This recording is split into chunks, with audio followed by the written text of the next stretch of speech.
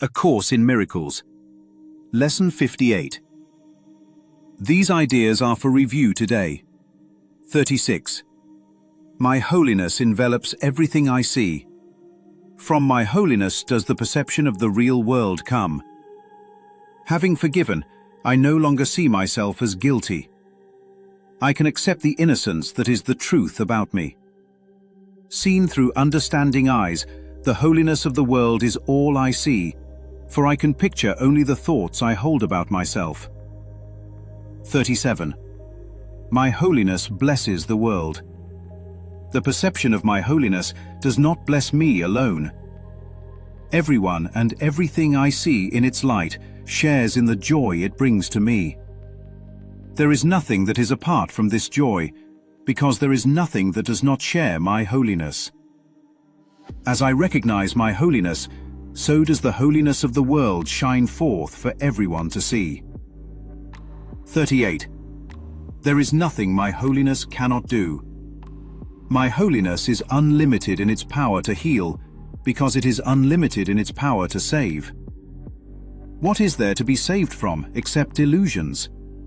And what are all illusions except false ideas about myself? My holiness undoes them all by asserting the truth about me. In the presence of my holiness, which I share with God Himself, all idols vanish. 39. My holiness is my salvation. Since my holiness saves me from all guilt, recognizing my holiness is recognizing my salvation. It is also recognizing the salvation of the world.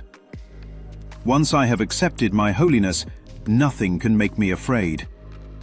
And because I am unafraid, everyone must share in my understanding, which is the gift of God to me and to the world. 40. I am blessed as a son of God. Herein lies my claim to all good and only good. I am blessed as a son of God. All good things are mine, because God intended them for me. I cannot suffer any loss or deprivation or pain because of who I am. My Father supports me, protects me, and directs me in all things. His care for me is infinite and is with me forever. I am eternally blessed as His Son. Lesson 36. My holiness envelops everything I see. Imagine living your entire life inside a projection room. The film is playing on a massive screen in front of you. Drama, conflict, beauty, loss. You critique the characters. You blame the plot. You fear the ending. But you never turn around. Behind you, steady and unquestioned, is the projector. Lesson 36 is the moment you stand up and look back. The images were never out there. They were light passing through a reel labeled me. You can picture only the thoughts you hold about yourself. If the reel says guilty, every scene becomes accusation. If the reel says unworthy, every relationship becomes negotiation. If the reel says separate, every encounter becomes defense. The world you see is the script you believe about your own identity. Holiness is not something you paste onto the screen. Holiness is changing the reel. And when the reel reads innocent, the same light produces a different world. Nothing outside moved. The story shifted because the identity shifted. That is how holiness envelops everything you see. Lesson 37. My holiness blesses the world. Picture a tuning fork struck once in a silent room. It vibrates. Clear, pure, unapologetic. Across the room, another tuning fork begins to hum. Not because it was forced, not because it was instructed, but because resonance is inevitable. Lesson 37 is resonance. When holiness is recognized, it sets a frequency. You do not walk around blessing people like a distributor of holy currency.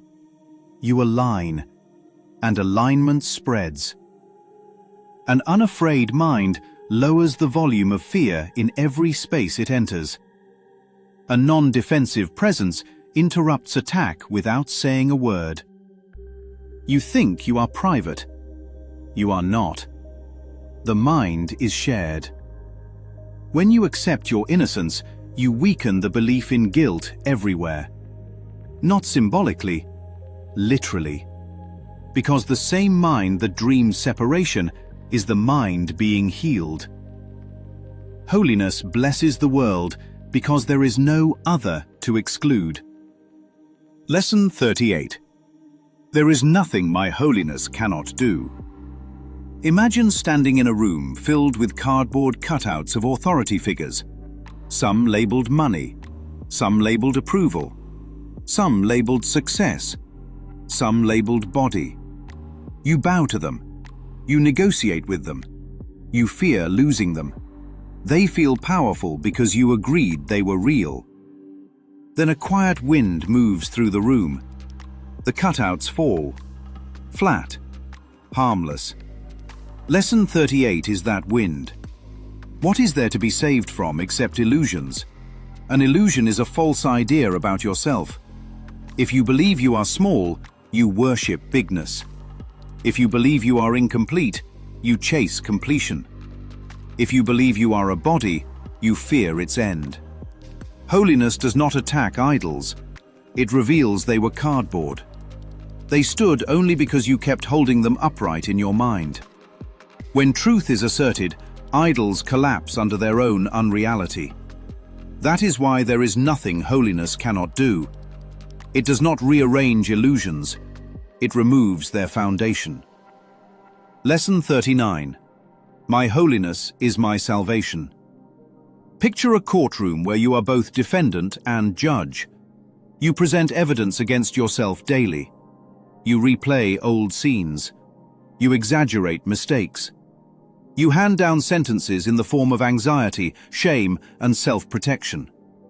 The trial never ends because you never question the premise. Lesson 39 is the moment you realize the law you were enforcing was invented. Guilt required belief. Fear required agreement. You stand up from the bench. You step down from the witness stand. There is no opposing counsel. There never was. Salvation is not escape from punishment. It is recognition that no crime occurred. When holiness is accepted, the courtroom dissolves. Not postponed, not reformed, dissolved. And without accusation, fear has nothing to anchor to. Lesson 40. I am blessed as a son of God. Imagine inheriting an estate so vast that maps cannot contain it. Mountains, oceans, endless sky. You spend years living in a small shed on the property because you forgot your name. You ration crumbs. You guard scraps. You compete with other heirs who also forgot. Lesson 40 is the letter that arrives reminding you who you are. Blessing is not a reward for behavior. It is the natural condition of identity. All good is yours because what you are cannot be deprived. Loss belongs to ownership of things. You are not a thing. Pain belongs to identification with form. You are not form. Deprivation belongs to belief in separation. You are not separate. The estate was never withheld. You were wandering inside it the entire time. To remember you are blessed is to remember you never left abundance. And when that is remembered, fear becomes irrational. Because nothing real can be threatened, and nothing unreal ever truly lived.